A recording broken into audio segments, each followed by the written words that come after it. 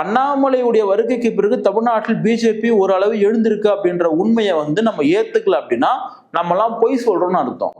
உள்ளபடியே பாஜகவின் கருத்தில யாரும் வளர்க்கல, இவங்க தான் வளரல சொல்லிட்டு வளர்த்து விட்டுட்டு இருக்காங்க. இப்ப பாத்தீங்கன்னா ரோந்துக்கு போயிருந்த போலீஸ நடு ரோட்லயே ரவுடி கொலை மிரட்டல் விடுத்திருக்கான். சோ இதை எப்படி பாக்குறீங்க சார்? தமிழ்நாட்டினுடைய சட்ட ஒழுங்கு எந்த அளவுல இருக்கு? ஒரு போலீஸை பார்த்து ரவுடி பை பண்ணுமா, ரவுடி பார்த்து போலீஸ் பை பண்ணுமா? நீங்க சொல்லுங்க. போலீஸை பார்த்து ரவுடி தான் பை. போலீஸை பார்த்து ரவுடி பை பண்ணும். அவனுங்க 2 பேர் தாங்கிறானுங்க. எனக்கு தெரிஞ்சு அவங்க ஒரு 5 போலீஸ் மேல இருக்கிறாங்க. அந்த 5 போலீஸ் அவன் அடிக்கிறதுக்கு வரான், அவன் இதை எட்டி ஒதுக்கி வரான்னு சொல்லிட்டு அவரை பத்தி அவன் தள்ளி போறான், அவன் அசிங்கமா பேசுறான். நான் என்ன சொல்றேன், நீ யார் மேலேயோ வழக்கு போடுறீங்க, சும்மா யூடியூப்ல பேசுறவங்க எல்லாம் கூட்டு போயிட்டு உள்ள ரிமாண்ட் பண்றீங்க, வழக்கெல்லாம் போடுறீங்க. ஆனா இப்படிப்பட்ட நபர்களை நீங்க கண்டிக்காம இருக்கிறீங்க அப்படின்னா எப்படி அது?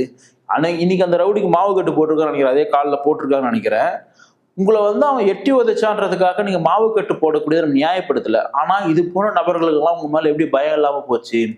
ஏன்னா பல இடங்கள் நீங்க கஞ்சா விற்குது. தமிழ்நாட்டுல கிராமங்கள் முதற்கொண்டு நகரங்கள் வரைக்கும்